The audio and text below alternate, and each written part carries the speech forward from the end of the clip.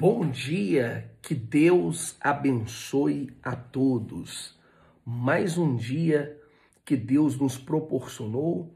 Hoje nós vamos na leitura da Bíblia. Hoje nós vamos ler Isaías capítulo 19, 20 e 21. Vamos aqui começar o capítulo 19. O propósito do capítulo 19 do livro de Isaías é anunciar o julgamento de Deus sobre o Egito e a futura redenção da mesma nação. Então ele começa aqui com uma profecia do julgamento sobre o Egito, onde o Senhor vem rápido e os ídolos do Egito terminam diante dele. Olha o que diz aqui no verso 1 do capítulo 19, diz assim: profecia contra o Egito, advertência contra o Egito. Vejam, o Senhor cavalga numa nuvem veloz que vai para o Egito. Os ídolos do Egito tremem diante dele e os corações dos egípcios se derretem no seu íntimo. Amém? Então, essa profecia, você também vai ver que essa mesma profecia aqui, que está vindo sobre estas nações e também sobre Israel, é por causa da idolatria. Você sabe que a idolatria é pecado. A idolatria é pecado. Tome muito cuidado. A idolatria é pecado. Então, esse juízo está vindo sobre as nações por causa da idolatria e por causa da injustiça social. Então, ele fala aqui no verso 1 que ele vem cavalgando de uma forma veloz sobre as nuvens. No livro de Apocalipse 19, que fala acerca da volta do Senhor Jesus, então ele fala que ele está sentado sobre um cavalo branco, que é semelhante com os olhos de fogo, os cabelos brancos como a neve, e na altura da sua coxa está escrito Rei dos Reis, Senhor dos Senhores. Olha só, tanto o Velho como o Novo Testamento aí dando a mesma profecia do juízo, né? Tanto o Velho como o Novo Testamento. Isso é muito forte. Ele descreve isso de uma forma muito parecida. Ele continua descrevendo aqui a divisão e a confusão que tomará conta do Egito, incluindo a seca do Nilo e consequente a devastação agrícola. Olha aqui no verso 2 ao verso 10, nós vamos ver essa aqui descrição que os sábios e os conselheiros do Egito serão confundidos. Então o Egito será entregue a um governador cruel, do verso 11 até o verso 15. Então Isaías aqui profetiza o futuro do Egito. E o Egito também reconhecerá o Senhor. E haverá ali no Egito um altar ao Senhor no meio da terra do Egito.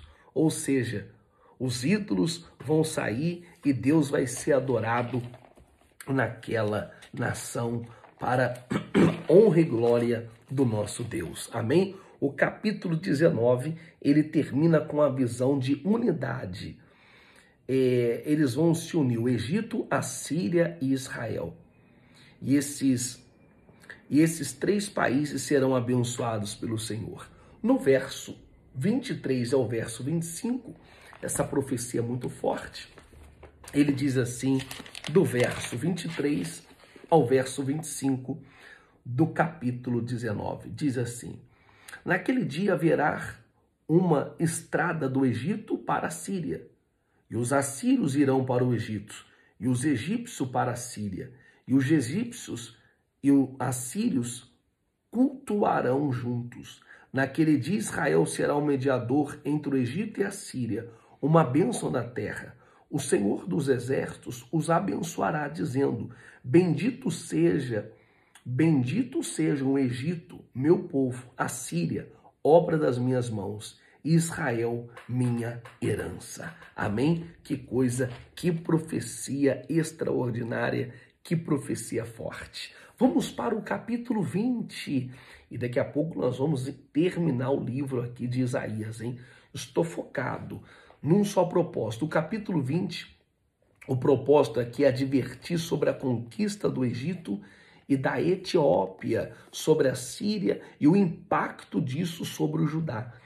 Então ele começa aqui no verso 1 do capítulo 20 assim: a profecia contra o Egito e a Etiópia.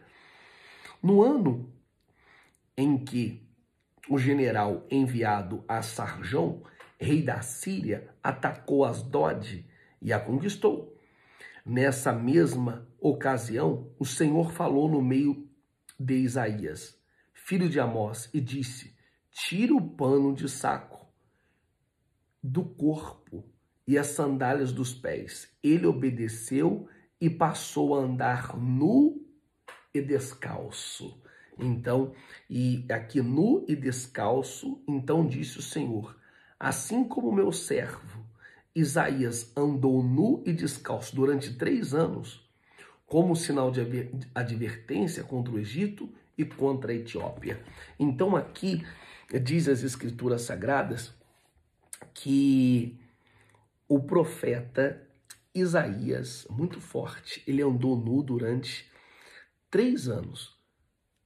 Além de andar nu, descalço. Então a vida do profeta não é apenas você ser boca de Deus, ser o canal da bênção. Não, é pagar um preço. Não é fácil, não. Aqui ele estava nu, diz a Bíblia aqui, e descalço. Então, através da vida do profeta, as pessoas viam também que ele servia a Deus. Então, o exemplo disso foi Oséias, que Deus falou assim para ele, casa com uma prostituta, aquela prostituta que representava Israel, quando o povo virou as costas para Deus e começou a adorar as imagens. Então aquela prostituta simbolizava a nação de Israel. E aqui nós vemos aqui o profeta nu e descalço durante 3 anos. Então a atitude de Isaías aqui de andar esses 3 anos, imagine só que situação.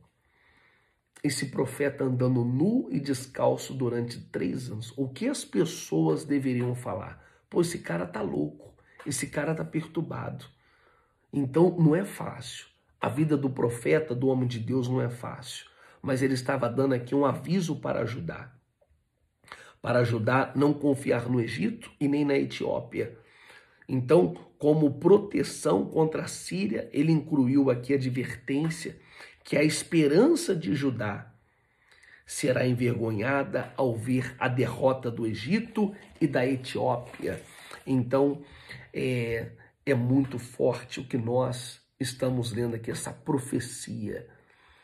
Olha a vida do homem de Deus. O capítulo 21, o propósito é anunciar a queda da Babilônia e advertir sobre a destruição de Edom e Arabe. Então ele começa aqui com uma visão da queda da Babilônia. O profeta aqui vai ver a destruição iminente e descreve a angústia que sente ao receber esta visão. Do verso, está aqui a profecia contra a Babilônia. Vamos lá, advertência, verso 1, contra o deserto junto ao mar.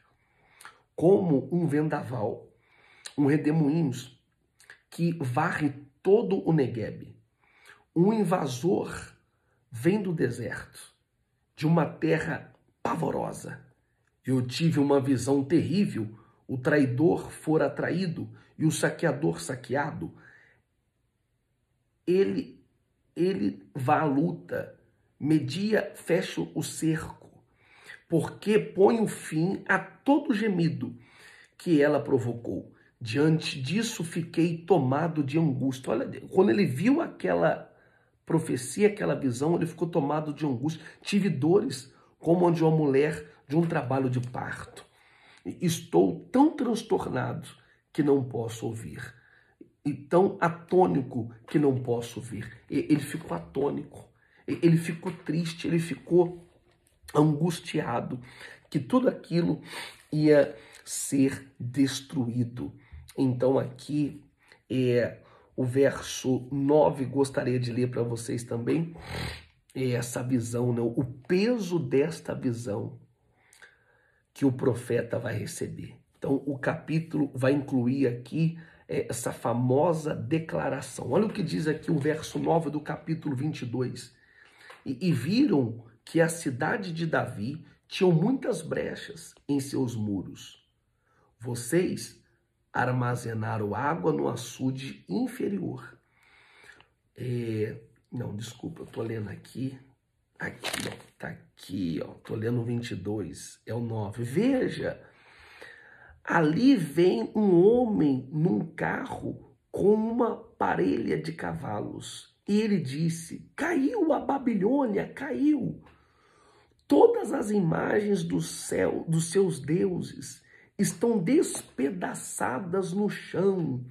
Ah, meu Deus! Ah, meu povo, malhado na eira! Eu conto a vocês o que eu vi, da parte do Senhor dos Exércitos, da parte de Israel, do Deus de Israel. Amém?